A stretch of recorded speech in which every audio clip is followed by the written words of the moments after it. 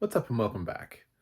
Uh, I got into doing stuff like film criticism because I genuinely love film. All film. I love to watch movies, television series, documentaries across all genres, cartoons, horror movies. The whole running the gamut. I grew up sort of thinking that the film critics of the day were kind of gatekeeping and very stuffy because they didn't like things that were more mainstream, and I really wanted to uh, say, I like that, and I want that to be okay. And I think that sort of changed a little bit with the onset of the internet, and then suddenly you didn't have to have a newspaper behind you.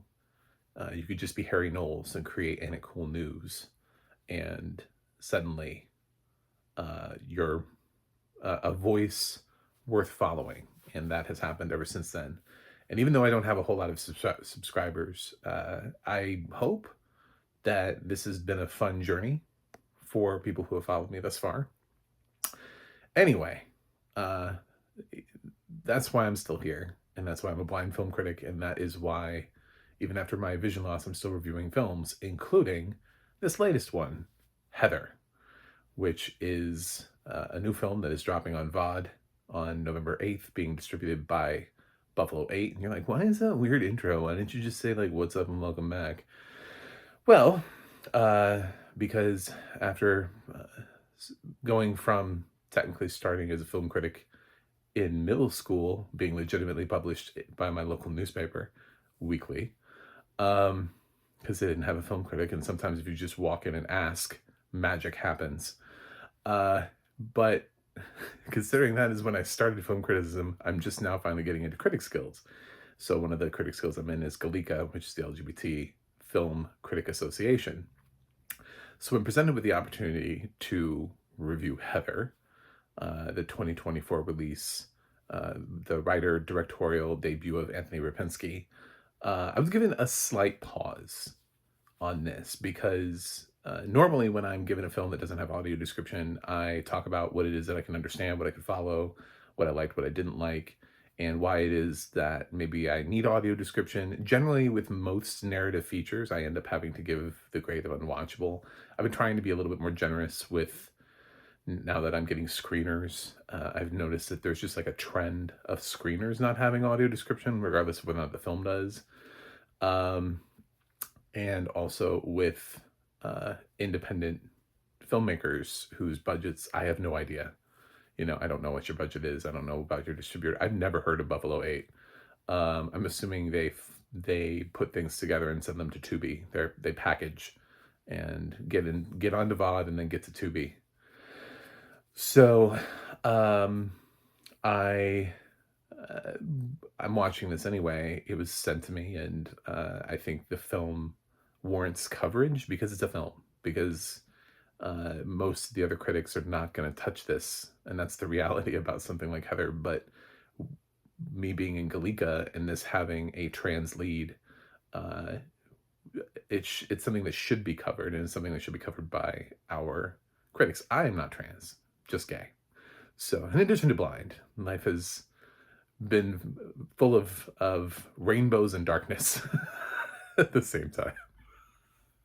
But um yes, this is a film that gave me a little bit of pause because I believe how this film came to be. And it's always interesting to think about when a director is saying, this is the first film I want to make. This is my directorial debut. This is my writer directorial debut. This is how I want my voice to start to be heard by Hollywood, is through a film called Heather, which seems to be built on a story, uh, incidental story about a friend who told him this crazy story about how he uh, years later ran into somebody who was in high school and had transitioned, and I guess didn't originally recognize them, and then they started dating, and maybe one of them used to bully the other, and so it's sort of like that weird dynamic. uh, well, he decided to turn that into a horror movie, which gave me pause because I think the story alone warrants sort of like an interesting discovery. Like, what is that like? And I think the right person to tell the first story, that's a good movie. I mean, like that's a strong LGBT drama about um, two people who were at one place in life. It's sort of like, like we've been getting uh, last year with those with a Best Picture nominee that was about people from Korea moving to America and um, years later finding each other on Facebook and that kind of thing. It's one of those like time gap things, but with sort of an interesting twist. I don't think you needed to make this a horror movie. I didn't need the hard candy route of this, you know. But it's an intriguing initial concept story. It's a strong elevator pitch. It's like a what if, and I worry though in a day and age when we have so many anti-transgender uh, ads and stuff. I mean, half of the political advertising is against transgenderness. We got to make sure that people in prison aren't transitioning, and we have to make sure that Caitlin Clark is really a woman, and we've got to make sure that if you're swimming in the pool, that everybody is the same gender, and we got to make sure that we got to protect the kids. We got to protect the kids in athletes and stuff, and no big transitions for minors and stuff like that. It's all over the place. The idea and the concept of what trans is and the opinions that people have about transgenderness is not really in a great place right now. Even though we seem to be having some really huge bright spots. Carla Sofia's Gascon is considered to be a front runner for a Best Actress nomination this year, breaking through that barrier. So I cautioned walking into this, and I actually sat on my screener link for a hot minute, and then at the same time I was offered a screener link for another movie, which I felt was very contrasting, and neither of them had audio description. So I figured, hey, why not? Let's do them both. So at the same day, I'm releasing another, and I didn't reference this movie in that one, so I'm not going to reference that movie in this one. But if you just are here the same day, you'll see the two films. They're completely different in terms. One's a documentary, and this one is a narrative feature. So I found the fact that both had transgenderness at the center of it to be compelling enough for me to want to say something about that through my limited scope as a blind film critic without audio description. So, was Heather the red flag that I thought it was? Sort of, but not really. It's not as concerning or as sensationalistic or as problematic as I initially thought it would be. One of the things is that, you know, um, there is a transgender Iranian actress whose name, I'm sorry, I would love to try at, but I'm not going to out of respect, because the only thing that I've had to pronounce her name is a screen reader, and those are not great for blind people getting things right at trying to figure out what your name is. So my best wishes. So there is a transgender actress playing Heather, which is a plus, because we could have gone a different route, a more offensive route. And I guess that's something. And for her to be a trans activist as well, and for her to becoming, especially out of Iran, I would think that she would understand even more what the angle of persecution. That's another problem in America, is that so many people use transgender fear as a reason for the high mortality rate and murders in the transgender community. Is that it's like when they find out, it's like that gives them the excuse. Sort of like the terrible defense of junk food in the killing of Harvey Milk. I'd had too many Twinkies, so I had too many Twinkies. My mind was, I don't know where my mind was. um, but it is a little bit like that. And you, I just don't want to continue to support that narrative. That narrative isn't really here. It has some other questionable problems, but I would love to let the transgender community decide on how they feel about that. So I'll lift up gate one and say this film isn't initially the most like it doesn't feel like it was accidentally made by like anti-trans activists to try to burn down everything that is transgenderism. So it's at least that safe. But the plot involves a guy who he's already dating somebody, and he gets a call from his friend who's like, "Hey man, I ran into Heather from back in the day. You remember her? She's really hot. She seemed really into you. You should give her a call. I've got the deets."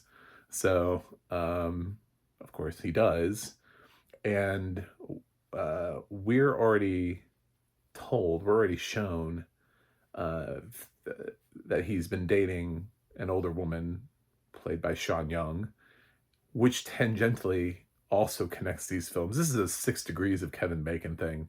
This is the second time in also in this day. I'm releasing 3 reviews in the same day. The third review is tangentially connected to the other film I referenced, but it also stars Sean Young. So I've now seen 2 Sean Young movies within a short period of time. I honestly didn't ever think I'd see Sean Young movies again. Uh, I do miss her. I think she's a good actress. I just her career just seemed to just vanish. She had some problems, and Hollywood was just like, nope. But she's still making movies. Not necessarily Blade Runner, but movies nonetheless. So, yeah, she plays the older lover to the main character in this, the main male character. And well, that guy decides, hey, you know what? I'm gonna go check out Heather. In my age range, hot, might be a good lay. Um, and it goes out on a first date with Heather, and then gets lured into this sort of dominatrix S&M situation that just goes and gets increasingly off the rails, and then just kind of goes. That's sort of where the horror element is. Hard Candy is the best comp I can come up with here, in many ways, for many different reasons. It's which I know didn't initially have any transgenderism attached to it, but interestingly now because it was Ellen Page then, Elliot Page now, it actually kind of does. So, in a weird way, Hard Candy is actually probably the best route I could come up with to if I was, did you like this? Well, here's Heather. Um, and it's not revealed for a while who Heather is to him. So we just see Heather presented in this weird she starts referencing things from his life, and he's like, how do you know that? And she's like, well, I always look at my clients. And he's like, I'm not a client, we went on a date, you know. Like all sorts of things. um it's not bad. I don't want to reveal all of the twists and turns in case anybody wants to see it, but that's kind of the setup. And I like with most films that I've seen that are of this ilk that sort of are aimed for Tubi, they feel like warm-ups to something maybe bigger and better. Maybe they'll go on, this person will go on to, Anthony Rapinski will go on to do something better after this. It doesn't necessarily mean, I don't see him void of talent. Do I think all of the lines work? No. Did I think the acting here was great? It was spotty. It depends on the character, you know. Did I think all the direction, like he maximized the budget to the full extent of its kind of sort of. I give him pretty high points on that, actually. I think by containing most of the thriller to sort of this one room S&M dominatrix experience, and the rest of it is just sort of like rather generic walking through the park or down the street type of external shots. I think he's probably done the best job that he could for his budget. Um, just like I pointed out with the other films that I reviewed, a lot of these low budget movies, you can make a movie for almost nothing, and it can go on to do gangbusters. So something like Paranormal Activity, or more recently Skinamarink. Those were micro budget movies made for like nothing, and somebody just had an idea, and they have limited location. They have cast that hasn't really done anything before, and yet somehow uh, somebody made some good sauce. You know what I'm saying? Like, at the end of the day, you're throwing things in, you don't know if the sauce is going to be good, and somebody tastes it and they're like, wow, that was actually surprising. We're going to give that a wide release. And every once in a while, something like that breaks through. I don't think that would have happened for Heather, even if Heather gotten sort of major festival recognition. But I also think it certainly will not be the worst thing you see on Tubi. That's for certain. Tubi has been sort of like opening the floodgates for people to be able to put their work of any caliber, of any quality or whatever, onto Tubi. And so even within that, there's sort of like a spectrum. I feel like there could be a Tubi critic who just goes through all of those Tubi movies and just like on a different grading scale than, because when you try to compare, and I'm not much of a comparison person either. I hate the idea that because Citizen Kane existed, thus every film must then be compared to.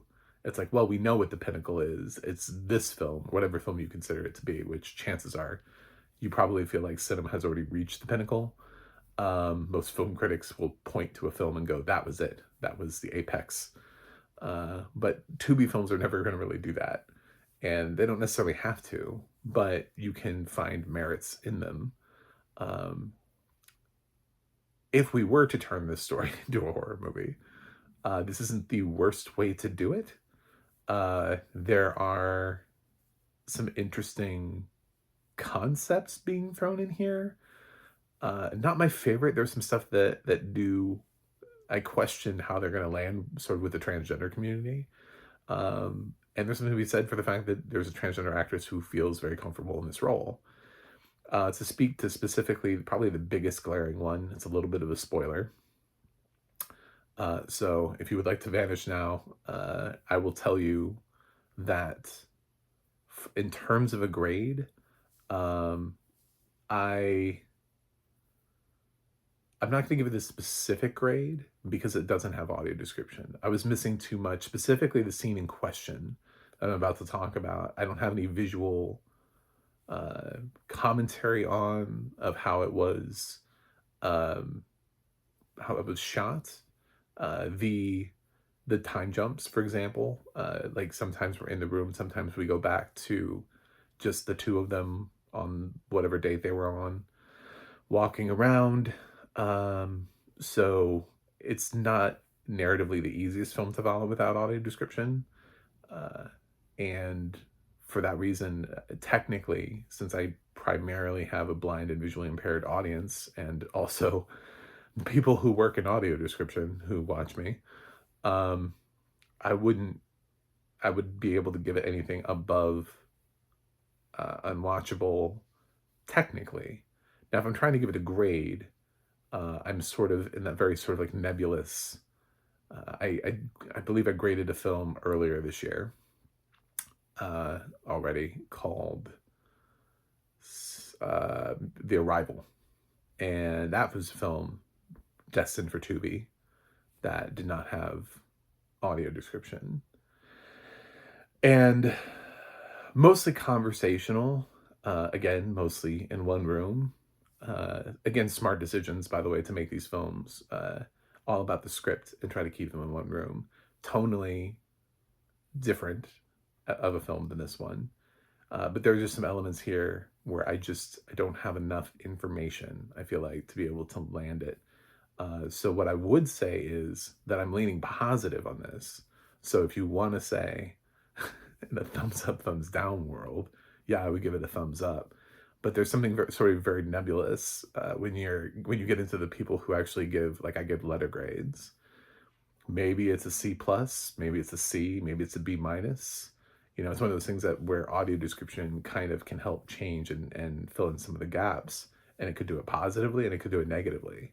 And I've definitely had that opinion come into play where I've seen a film that I didn't really care for without audio description, and then given it like a full bump when I go back through and review it after finding it with audio description.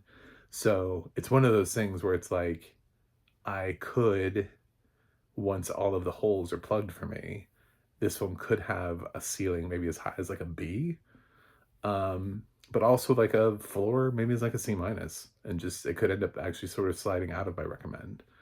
But I'm leaning recommend. So that's what you get. So now I'm treading into spoiler territory.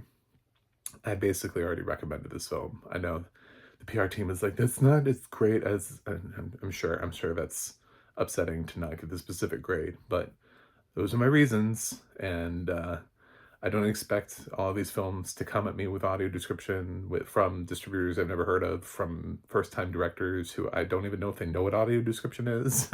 I mean, like, there are a whole host of things here. But I will keep offering opinions and thoughts. So I when we come down to the topic of transgenderism, and I think, you know, when the reveal comes and we see him react, it's there's actually there's actually like another character who comes into play, and he seems to be more of that, like, haha, I got you with a transgender chick, man. Now I've got these pictures and I'm gonna post them everywhere. So he seems to be more of the one, but he's also on like Team Heather, which is such a very weird read. You know, he's like, haha, I use my. It's like having a friend that you think is ugly, and so you use them, and you're like, here, check out my ugly friend. Oh, I got you. You're making out with my. Are you really the friend of that person? Like, are you? Are you? What's your deal? You know.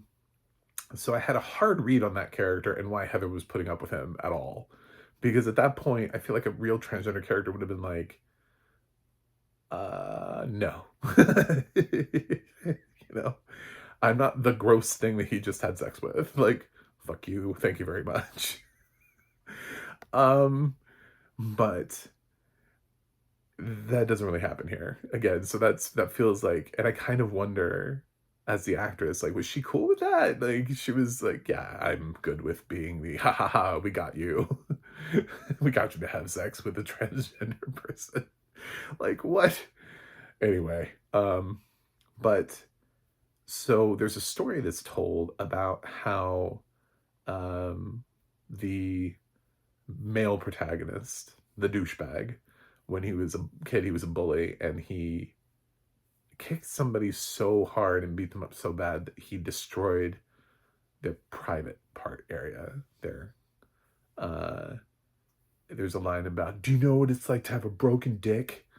And I kind of cringed. It's like, where are we going with this?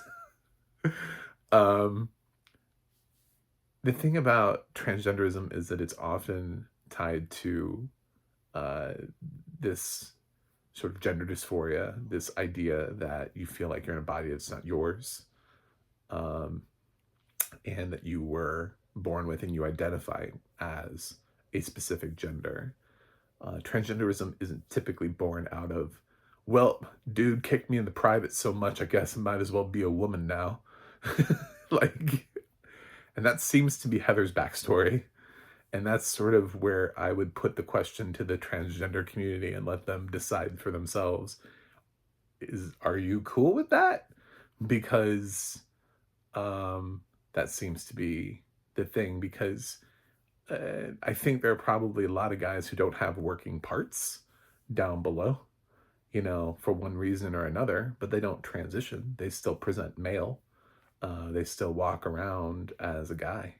I don't think everybody just makes the decision to transition simply because something has happened to them down there through whatever circumstance. Um, and but that seems to be the story here. So there doesn't really seem to be an indication coming from Heather that she ever wanted to be transgender, or uh, and there are opportunities because they talk about the history of the childhood, and we could have gone deeper into the male protagonist here, Travis, um, and really just kind of sold the idea that he's a douchebag, and he could have been like, you were wearing women's clothes, thought you were bagging, so I kicked shit out of you, like, no, he actually seems pretty chill. Like I said, it really seems to be like Heather's friend has more of a problem with her being transgender than Travis does at times. Like, Travis is just more like, I'm still trapped here. I don't even have time to process the other thing.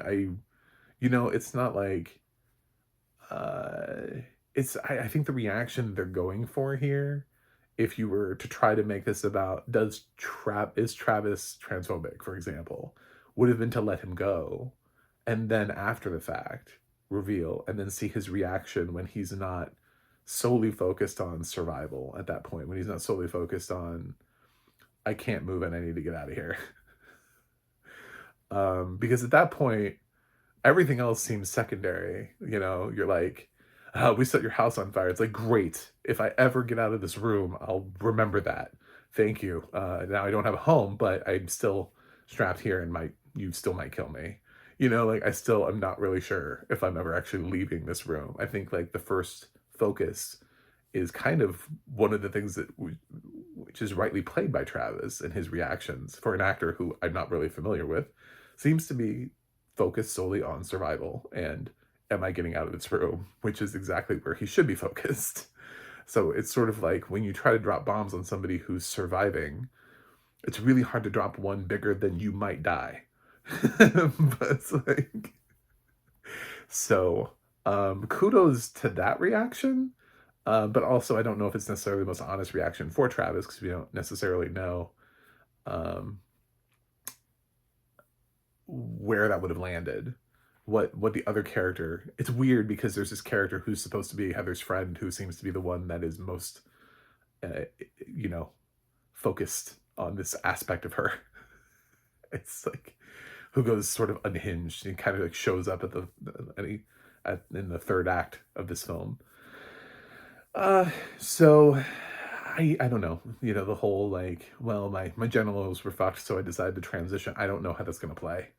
So that's why when I stand here as a member of an LGBT organization, I don't know another trans critic in a way to be able to sit next to one and be like, how did you feel about it? So I'm just putting this out in the ether as my thoughts and representation. Do I have hesitation and pause in this? Absolutely. Do I think that this film is nearly what I thought it might be, in terms of hearing that you hear that there's a story and then you go, I'm going to make this a horror movie? you know? I mean, like, when you think about really any other uh, story, and you're just trying to like pass it off, and you're like, oh yeah, my neighbor's my brother-in-law was just telling me the other day a new black couple moved in next door, and then like that person's like, I'm gonna make that into a horror movie. And you're like, what? That's that's racist. Like, what are you doing? I just told you I have a new black family next door. What about that was a horror movie to you? I don't know. I got a concept though. It's like the initial reaction to turn something like that into a horror movie, and instead of just tell the story as is what gave me pause. But that's not played quite to the extent of, the haha, look what I made you do. And it's not coming from Heather. She seems to genuinely, on some level, care about Travis, which gives her layers as a character. But I would have loved a little bit more of the why are you trans other than he kicked me in the genitals a lot and I transitioned? Um, and she also uses this like really sort of extreme definition of her former self, David. She's like, I killed David at the end. She references that David died. She's like, do you remember David? So obviously that was who Heather used to be. And and he's like, yeah, sort of. And David died. Well, she died because David died because she transitioned into Heather.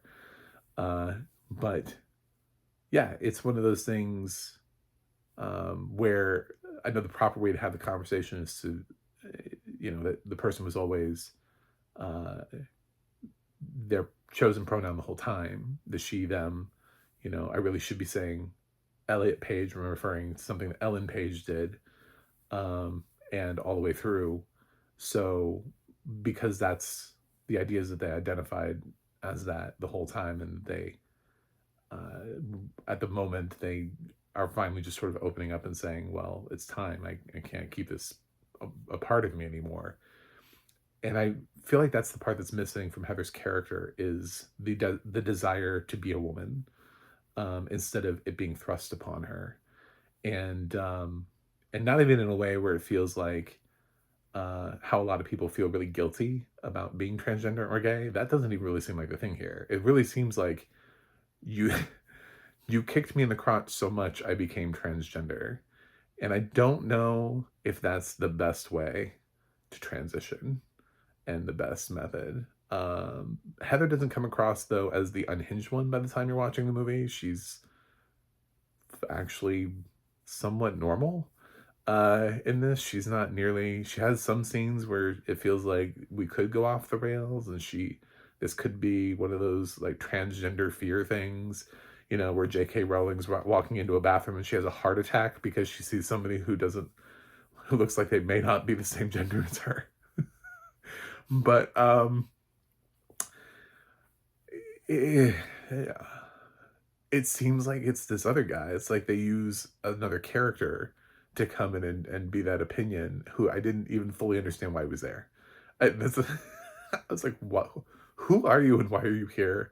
And why are you so angry?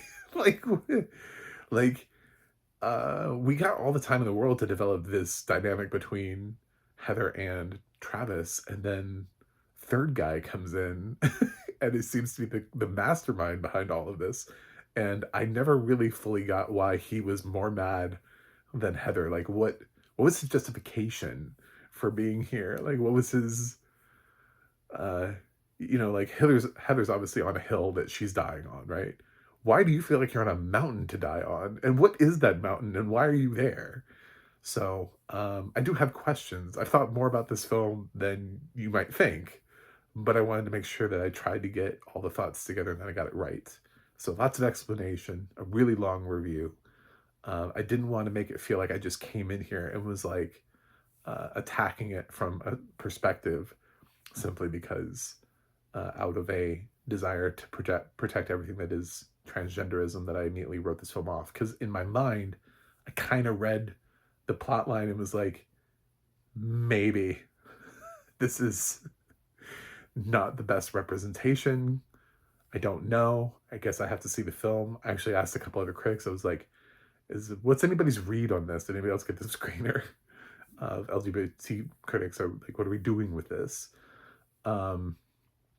But I am not as angry as that I thought I would be. I'm not as upset with it as I thought it would be. And I would say I haven't released it yet, but I've been doing a lot of anniversary releases. And speaking of Sean Young, my whole life is around Sean Young. This is the 30th anniversary for Ace Ventura: Pet Detective, a film which I will later have a review on. And to see that film and to be in a different place now as an adult than being, I don't know, like 10 when I saw it. It's like Jim Carrey's doing wacky, crazy stuff, and definitely at that age, I'm not thinking about trans representation in cinema when I first watched that movie. Now when you watch it as an adult, it's really hard. It's really hard to wrap around the plot line of her character, and like everybody's like vomiting, and Jim Carrey goes to like extreme lengths to like shower himself, and he like cries in the shower. I think he's like washing himself with bleach and stuff like that. It's just they really he's super gross. It's a really transphobic reaction. This is not that. So when I think about other things in film, it's like, yes, we've definitely had. Um, I also plan on releasing today, hopefully, my 25th anniversary of Boys Don't Cry, which is a more realistic representation of what it is to be transgender in America and the sadness of and what I'm talking about. So I have like 4 reviews dropping today. Please check them all out. um, 2 of them are for new movies, dropping on VOD, and one of them is for a film that is tied to the documentary, and another one is for Boys Don't Cry. So that way, it's like Transgender Day on here, and also Sean Young Day in many ways. But yeah, so Heather, should you watch it? Should is the strong word there. Can you watch it? That's the question that I'm saying. Probably, everybody's going to have a different reaction to this, and I'm interested to see what those are. But the reality is, most critics aren't going to touch this because it's not going to give them views. So, good luck. I think about this PR team that sent me this, and it's like, good luck. Send it to Chris Tuckman, send it to Jeremy Jahns, and see if they review it. They won't. So you get me. And I'm sorry I'm blind, but I am. And I like audio description, and that makes it a little bit harder for me to nail down and give you an exact grade. But at least I've been a lot angrier, and those come from major studios who know better. I don't have a problem going after a major studio film that doesn't have audio description. But to go after Buffalo 8, I just learned they existed. Could be just a dude in a house with a fax machine. I don't know. But yeah, so that's Heather. It's available on VOD starting November 8th. I'm sure Tubi is in its future. Or maybe like a streaming service. I don't know. Maybe there are a lot of like other streamer platforms that pick up independent films as well. It could wander its way onto one of those. So, you never know. It does have a horror angle to it, so who knows? But that's it. Anyway, thanks for watching. Thanks for listening to my long rant. The other review was really long too. I am not the Lorax for the transgender community because I'm not transgender. It's not my community to speak. But because I'm sort of parallel in some ways, I guess, being in the Rainbow Coalition, I guess I'll talk about it. Thanks for watching. I'll see you guys on the other side.